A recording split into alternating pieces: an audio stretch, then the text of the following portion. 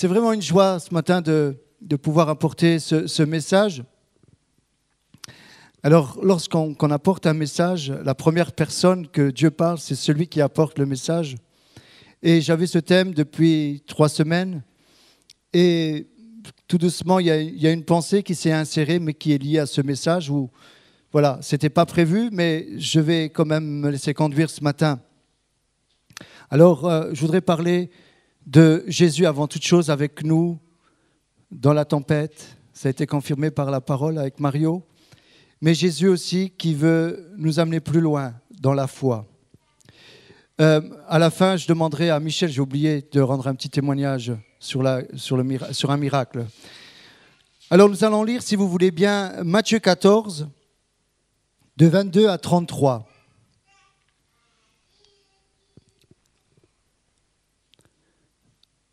Vous vous souvenez, il y a 3 semaines, nous avons parlé de Jésus dans la barque. Vous vous souvenez de ce passage ? J'avais lu Matthieu, et là c'est un deuxième passage où il est question d'une autre tempête, toujours avec Matthieu, mais avec un angle différent. Aussitôt après, il obligea les disciples à monter dans la barque et à passer avant lui de l'autre côté, pendant qu'il renverrait la foule. Quand il l'eut renvoyé, il monta sur la montagne pour prier à l'écart. Et comme le soir était venu, il était là, seul. La barque, déjà au milieu de la mer, était battue par les flots, car le vent était contraire. À la 4e veille de la nuit, Jésus alla vers eux, marchant sur la mer. Quand les disciples le virent marcher sur la mer, ils furent troublés et dirent « C'est un fantôme !» Et dans leur frayeur, ils poussèrent des cris. Jésus leur dit aussitôt « Rassurez-vous, c'est moi, n'ayez pas peur. » Pierre lui répondit « Seigneur, si c'est toi, ordonne que j'aille vers toi sur les eaux. » Et il dit « Viens !» Pierre sortit de la barque et marcha sur les eaux pour aller vers Jésus. Mais voyant que le vent était fort, il eut peur. Et comme il commençait à enfoncer, il s'écria « Seigneur, sauve-moi !»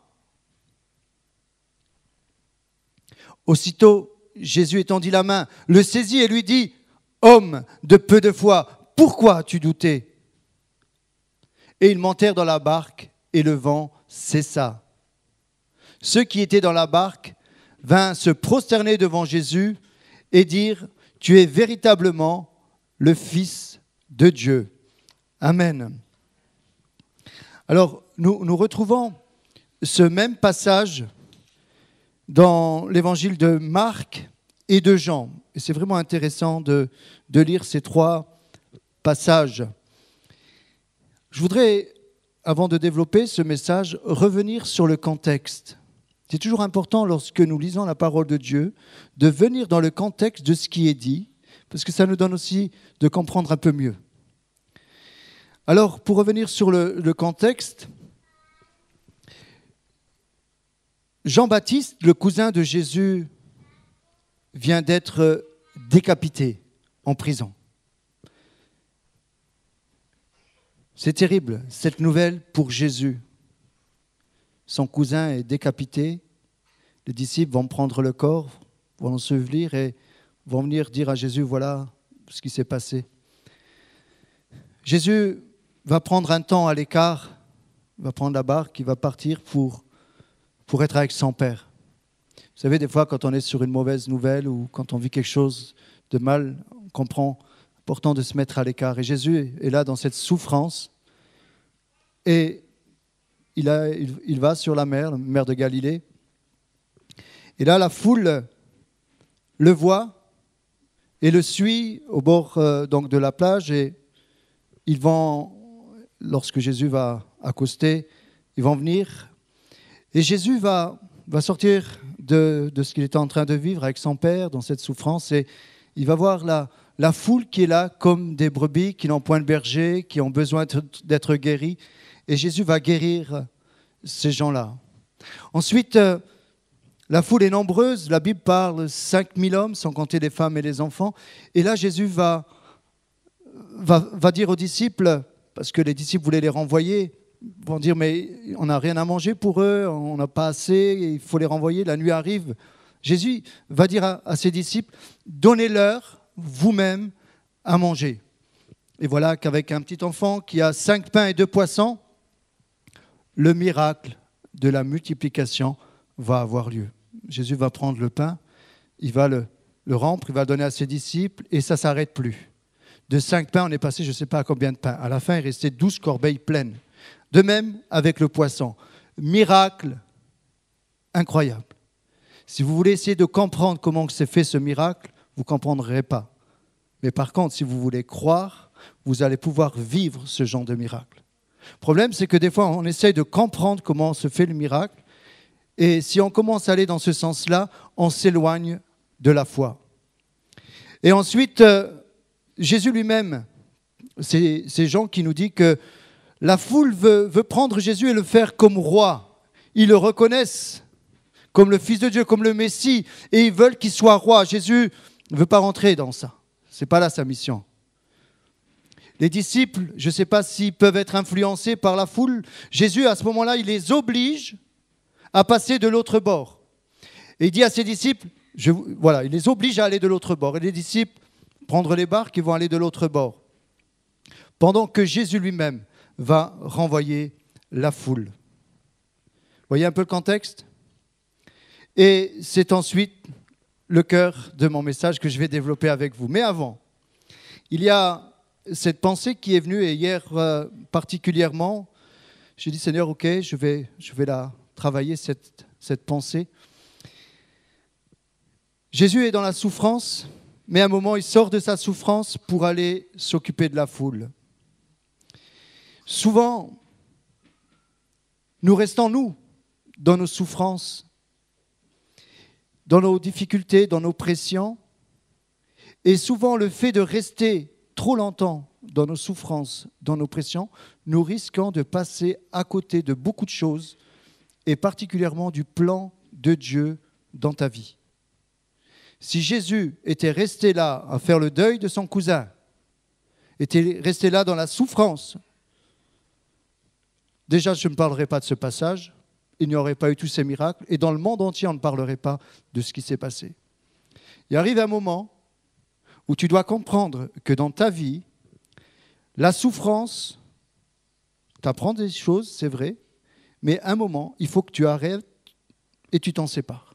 Tu commences à te mettre de côté avec cette souffrance pour aller plus loin maintenant, à ouvrir tes yeux sur ce qui se passe.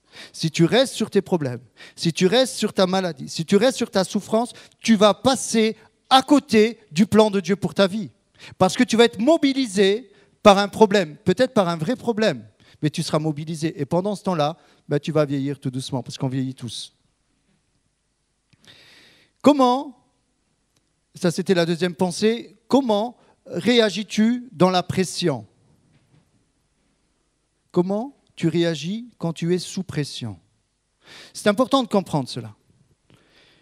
La meilleure façon, pour moi en tout cas, c'est ce que nous dit la parole de Dieu, c'est quand tu es vraiment sous pression et que c'est possible, mets-toi à l'écart et va te calmer et va prier. Vous savez pourquoi ? C'est souvent quand on est sous pression que là, ça devient dangereux. Pour nous, pour le témoignage, pour notre entourage. C'est une pensée très forte. Le diable utilise les moments de pression pour que nous puissions rendre un mauvais témoignage. À cause de la pression qui s'exerce sur nous, on va avoir des comportements des fois durs, des paroles malheureuses, des actes malheureux. On voit cela des fois dans des familles, on voit cela dans des couples, on voit cela dans le travail, dans des relations. Lorsque les personnes sont sous pression, à ce moment-là, on ne peut plus les approcher. Excusez-moi, j'ai déjà vu cela. Et lorsqu'on ne peut plus les approcher, à ce moment-là, l'entourage, il dit, c'est ça les chrétiens. Et écoutez bien, c'est peut-être rigolo ce que je vais dire. À ce moment-là, il y a le disque d'or du diable qui se met en route. Vous savez que le diable a eu un disque d'or ? Il a eu un disque d'or Tout le monde l'a déjà entendu, ce disque d'or. Il est connu. Ah, t'as vu les chrétiens? Ah, t'as vu comment ils sont? Ah ben si c'est ça les chrétiens? Ah, si c'est ça l'église? Ah, si c'est ça? Ah, ils ont ce genre d'attitude les chrétiens? Vous voyez, le diable, ça ruse, il nous met sous pression. Et une fois qu'on est sous pression, parce qu'on est sous pression, on a du mal à gérer, à ce moment-là, le témoignage est mauvais et c'est le royaume de Dieu qui va subir ce mauvais témoignage. Et le diable, il se frotte les mains et il envoie ce disque, comme je le disais, avec le refrain « et tatata, et tatata, et tatata ». On a tous entendu déjà ce disque. Mais croyez-moi, lorsque nous sommes sous pression, nous sommes vulnérables. Alors, ce matin, je vous donne simplement cette pensée qui n'était pas prévue. Comment réagis-tu quand tu es sous pression? C'est important. C'est important parce que plus tu vas commencer à gérer cette pression, plus tu vas commencer à être comme Jésus, sanctifié et pouvoir aller plus loin dans ce que Dieu a pour ta vie. Imagine-toi, Dieu te donne des responsabilités, tu pètes les plans parce que tu es sous pression, tu fais exploser l'œuvre de Dieu. C'est déjà arrivé. Vous avez peut-être à la maison tous un baromètre pour la pression atmosphérique.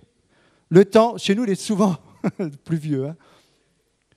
Mais on regarde, vous voyez, ce baromètre nous montre quel temps il va faire.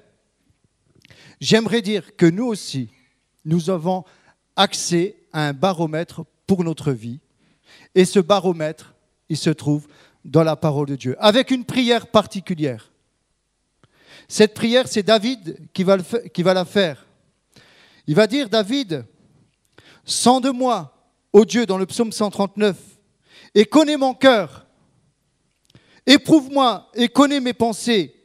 Regarde si je suis sur une mauvaise voie et conduis-moi sur la voie de l'éternité. » On peut se tromper, mais on peut demander que Dieu nous aide à nous corriger. Je ne veux pas vous culpabiliser ce matin. Je voudrais simplement vous dire qu'ensemble, nous avons besoin de veiller parce que l'œuvre de Dieu est en train d'avancer, vous êtes tous en train de progresser et l'ennemi, c'est sur ce point-là qu'il va vous attaquer. Il y a un proverbe 32 qui nous dit « Si l'orgueil te pousse à des actes de folie et si tu as de mauvaises pensées, mets la main sur ta bouche. Car la pression du lait produit la crème, la pression du nez produit le sang, et la pression de la colère produit des querelles. » Ah, des fois, il vaut mieux mettre la main sur la bouche et partir. Parce qu'une fois que c'est sorti, on détruit des vies. Et souvent, il y a des personnes qui nous ramènent, qui nous parlent, des paroles qu'on leur a dites, et cela, ça fait 10, 15, 20 ans qu'on leur a dit des paroles malheureuses. Et lorsqu'on essaie de comprendre, c'est parce qu'il y avait une situation critique, une situation de pression. Et des fois, les personnes qui ont donné ces paroles, ils ne se rendent même plus compte de ce qu'ils ont dit, parce qu'ils étaient sous pression.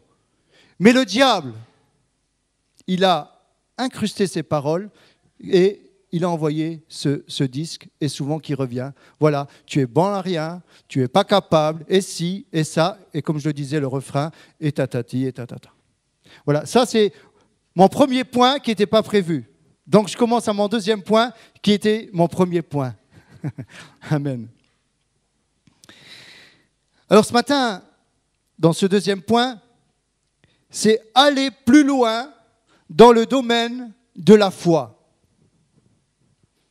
Le titre est le suivant. Le surnaturel, c'est marcher sur le naturel. Amen. Et au travers de la parole de Dieu, notre foi peut grandir. Au travers de ces exemples, notre foi peut grandir. Je le disais, j'ai parlé il y a 3 semaines de Jésus avec les disciples. Dans la barque, il y avait une tempête. Jésus dormait, vous vous souvenez? Mais là, Jésus était dans la barque. Les disciples vont le réveiller et Jésus va calmer le vent, la mer. Et les disciples vont être émerveillés. Ils vont dire, celui-ci est vraiment le Fils de Dieu. Là, Jésus était dans la barque avec eux. Ce n'était pas encore la nuit. Mais là, dans ce passage que nous avons lu, il fait nuit. Jésus n'est pas avec eux dans la tempête. Il oblige les disciples à traverser. Donc c'est le soir. La foule, il les renvoie. Et là, les disciples commencent à prendre la barque. Et ils sont tout de suite au milieu. Lorsqu'on lit tous ces passages, on voit que très rapidement, ils sont au milieu de la mer. Quand on parle de la mer, de lac de Génézareth ou lac de Galilée, c'est à peu près 8 km, la grande distance. Ils étaient à peu près à 8-10 km, bref, ils étaient à peu près entre 4 et 5 km. Et là, imaginez la scène. Vous l'imaginez ? Qui l'imagine ? Vous voulez la visualiser, cette scène ? Benoît, on va essayer de la visualiser avec toi.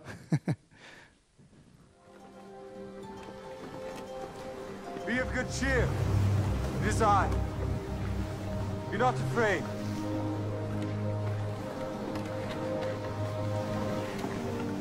Lord, if it be thou, bid me come unto thee on the water. Come.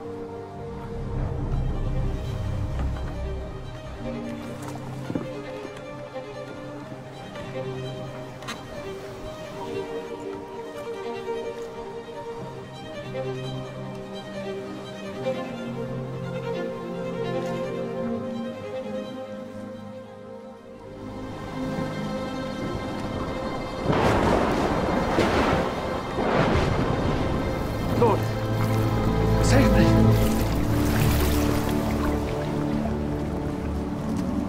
O thou of little faith, wherefore didst thou doubt?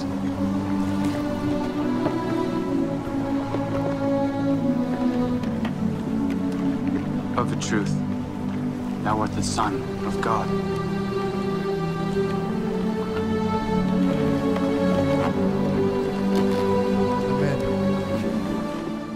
Amen.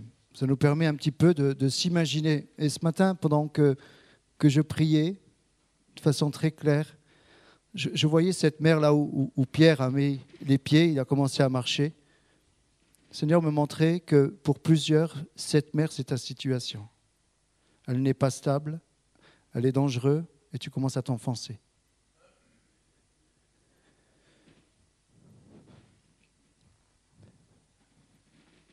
Alléluia. Imaginons, tu es là. Essaye de t'imaginer que c'est toi, Pierre, ce matin. Tu es Pierre ce matin. Alors, on essaie de comprendre un peu ce qui se passe. Jésus est Dieu. Est-ce qu'on garde ça à l'esprit ?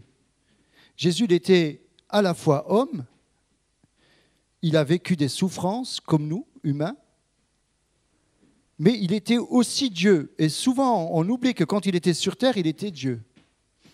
Imaginez, Jésus, la Bible nous dit, il est sur la montagne en train de prier pour les disciples.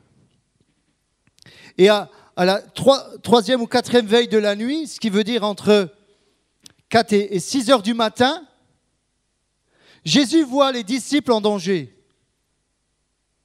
Il est sur la montagne et il voit les disciples au milieu de la mer. Il y a plusieurs kilomètres qui les séparent. Comment Jésus les voit ? Et Jésus, même bien plus que ça, non seulement il voit, mais il va vers eux. Vous savez comment il a été Jésus vers eux ?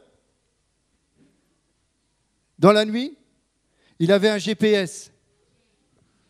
Si ? Vous savez ce que ça veut dire, GPS ? Guidé par Saint-Esprit.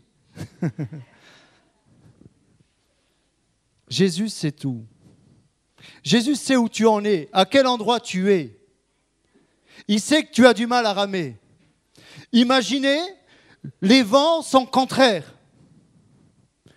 Et lorsque les vents sont contraires et que vous commencez à ramer, il faut faire beaucoup d'efforts pour rester déjà sur place. Bon là, c'était une bonne équipe, ils étaient habitués à la mer, ils en avaient. Mais imaginez, je pense que lorsqu'ils relâchaient leur effort, ils reculaient. Lorsqu'ils se forçaient, et là, à un moment, ils se donnent toute leur force. Ils se disent, bon, on va essayer de s'en sortir, on va s'en sortir. Mais voilà qu'ils sont épuisés. Jésus attend, excusez-moi de dire cela comme ça, Jésus attend que tu sois un petit peu fatigué. Hein? Comme ça, tu vas comprendre que ce n'est pas par tes forces que tu vas pouvoir t'en sortir. Tant que tu crois que tu vas t'en sortir de toi-même, tu ne vas pas y arriver. Il y a des situations, tu peux faire l'expérience en rentrant chez toi, essaye de mettre ton pied dans l'eau. Si tu arrives à marcher, c'est très bien. Mais tu vas te rendre compte, ça va être difficile. Il y a des situations où tu ne peux pas marcher sur l'eau, sauf si Jésus te dit « viens ». Et ta situation te fait peur ce matin. Parce que humainement, il n'y a pas de solution. Et Dieu est en train de nous dire ce qui est impossible aux hommes est possible à Dieu. Les lois de la foi ne sont pas les mêmes lois que nous pouvons vivre, la loi de la pesanteur et toutes ces choses. La loi de la foi est grandiose.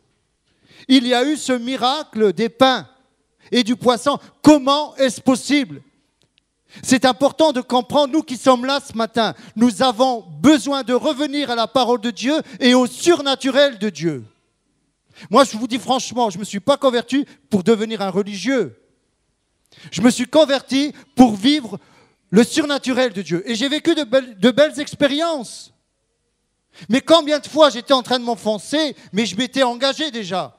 Et j'ai dit, sauve-moi et pitié de moi, Jésus. Et au dernier moment, bien souvent, pourquoi le dernier moment? Je ne sais pas. Mais bien souvent, au dernier moment, on n'a plus de force. Et c'est quand on n'a plus de force que Jésus dit, bon, ça va, t'as compris ta leçon? Vous, là, les disciples, là, les loups de mer, vous connaissez la mer.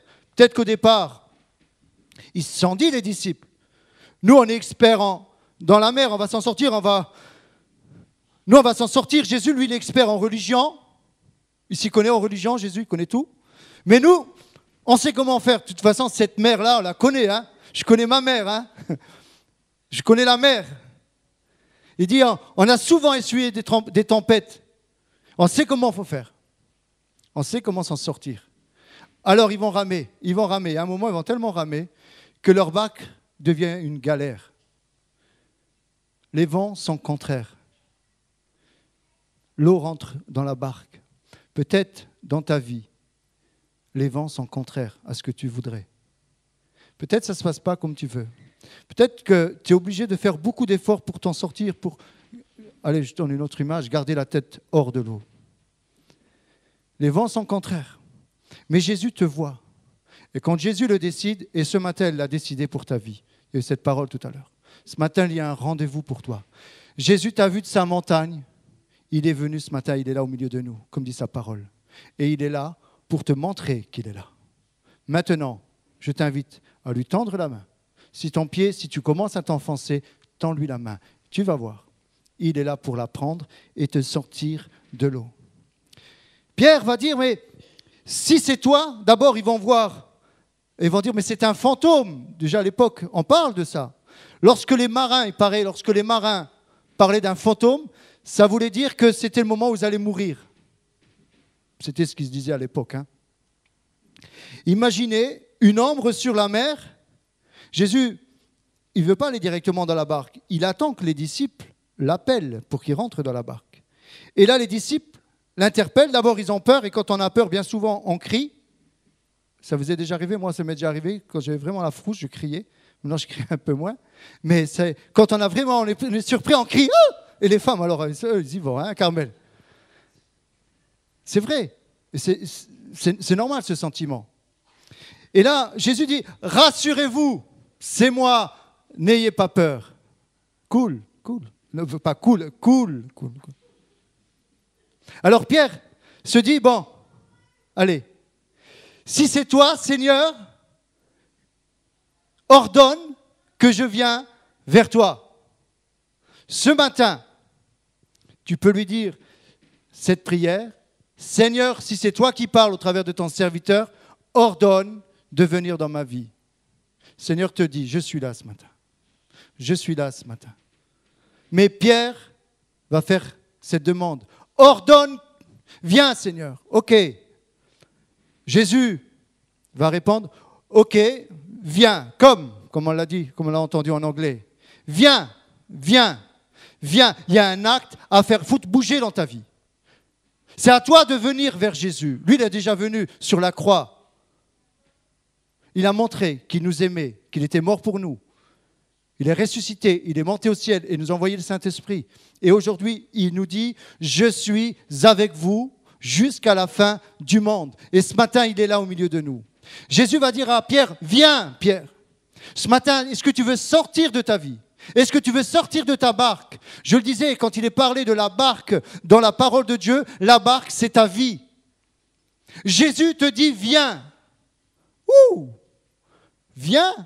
Et Seigneur, je ne peux pas marcher sur l'eau. Tu me dis de venir.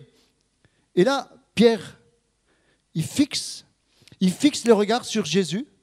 Il fixe Jésus. Il fait plus attention au vent, à l'eau. Il fait attention qu'à la parole de Jésus, sur ce qu'il a dit. Et Pierre, il commence à marcher. Je m'arrête là. Il commence à marcher. Et là, il se dit, ouah, ça tient. Il dit, ouah, ça tient. Alors, il va plus vite, Pierre. Il commence à marcher un peu plus. Et là, il se dit, mais c'est pas normal. Le miracle, c'est pas normal. C'est pas normal que je marche. Jésus m'a dit, bon, c'est vrai, j'ai commencé à marcher, mais la réalité, on ne peut pas marcher sur l'eau. Les miracles, ça n'existe pas. C'est pas possible que de 5 pains, on nourrit 15 000 personnes. C'est pas possible que de 2 poissons, on nourrit 15 000 personnes. C'est pas possible le miracle. C'est pas possible de marcher sur l'eau, de marcher sur une épreuve, de marcher sur une maladie, sur quelque chose qu'on a besoin de particulier que personne ne peut nous aider. Mais juste avant, Jésus a guéri les malades. Et si on lit un autre évangile, il nous dit que Jésus avait même envoyé ses disciples guérir les malades. Donc le miracle est possible. Tout est possible à celui qui croit. Si tu te nourris de la parole de Dieu, ta foi va grandir. Si tu te nourris d'autre chose, ta foi va diminuer. Si tu te nourris de tes craintes, ta foi va diminuer. Lorsqu'on a peur, on coule. C'est ce qui s'est passé. La Bible nous dit que Pierre, à un moment, il regarde, son pied commence à s'enfoncer, il sent que le vent est là, le vent est contraire, et il commence à avoir peur. Et là, il commence à revenir sur terre, du moins sur mer. Il commence ses sens physiques le piègent.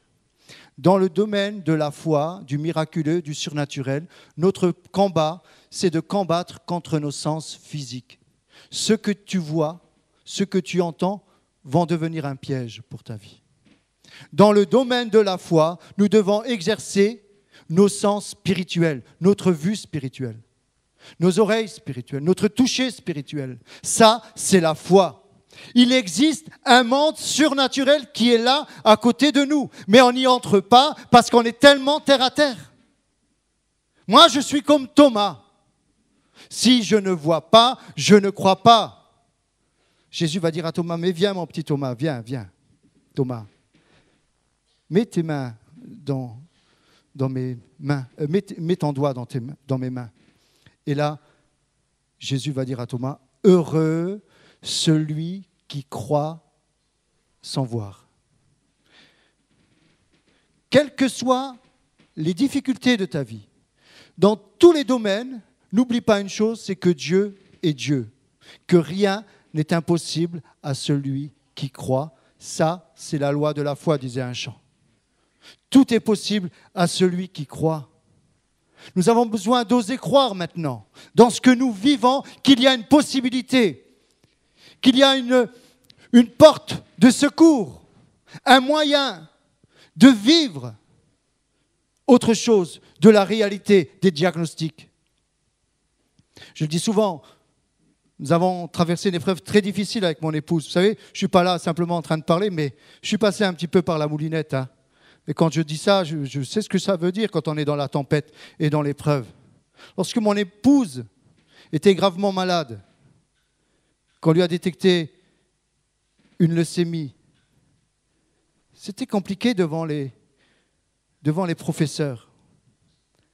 Et quand ils commençaient à me dire tout le danger qu'il y avait, en fait, ils étaient en train de me dire, ces professeurs, et c'était juste ce qu'ils me disaient, parce qu'ils sont dans le domaine scientifique. Donc, ce qu'ils m'ont dit, c'était juste. Mais ils m'ont fait comprendre que c'était de l'eau et que j'allais m'enfoncer. Ils me faisaient comprendre que le vent était contraire. Il me faisait comprendre que les peurs étaient légitimes.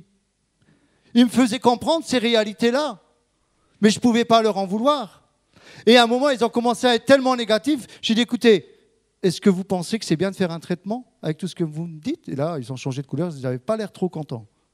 Et j'ai dit, Seigneur, alors là, je ne suis plus expert là, alors là, Seigneur, si tu ne viens pas m'aider, je sombre. Et je peux donner cette image. J'étais en train de m'enfoncer, j'ai dit à Jésus, sors-moi de là. Et on a vécu cette épreuve par la grâce de Dieu avec beaucoup de souffrance. Ce n'est pas parce que tu es chrétien qu'il n'y a pas de souffrance. On oublie une chose, c'est que la souffrance, Jésus l'a connue.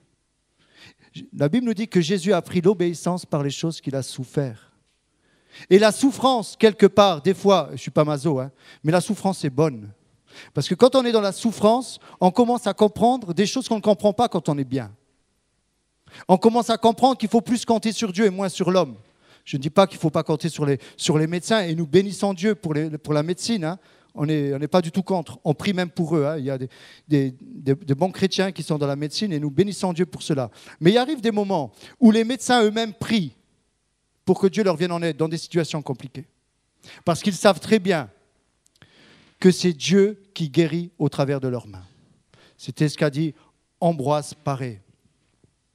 C'est important de comprendre ce matin qu'il y a des situations qui sont compliquées. Vous savez, je ne vais pas faire le petit enseignant ce matin, mais j'aimerais te dire, face à cette réalité, si tes pieds sont déjà en train de s'enfoncer, tu ne vas pas sombrer. Ce matin, le rendez-vous pour ta vie, c'est de dire, Seigneur Jésus, sauve-moi. Tends-lui la main ce matin. Tends-lui la main. Tant que les yeux de Pierre étaient fixés sur Jésus, il a marché sur son épreuve. Tant que tes yeux sont fixés sur Jésus, tu vas pouvoir t'en sortir. Mais dès que ton regard commence à se détourner sur le vent, sur l'épreuve, à ce moment-là, tu es sûr, tu vas t'enfoncer. Garde les yeux fixés sur Jésus, sur sa parole. Sa parole est la vérité. Jésus va dire à Pierre, homme de peu de foi. Par rapport aux autres disciples, moi je dis quand même Pierre il s'est mouillé, c'est le cas de le dire, mais au moins il a fait quelques pas dans l'eau. On pourrait dire qu'il a un petit peu la foi par rapport aux autres.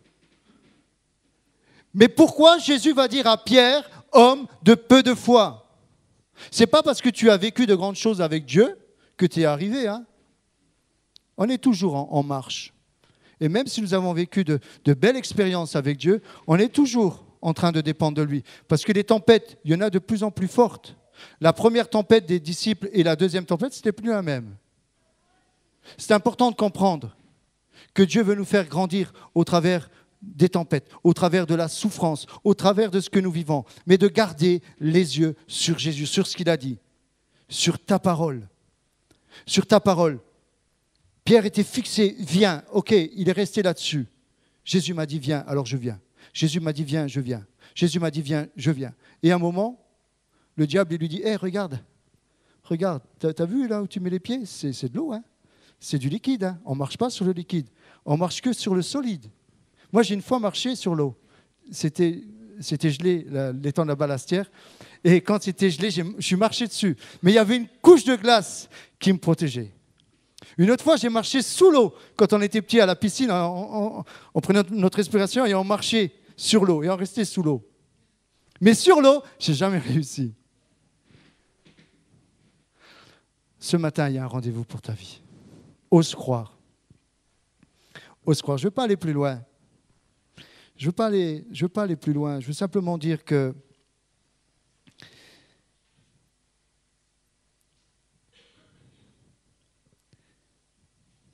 ouais, je crois que j'ai un peu tout dit. Je ne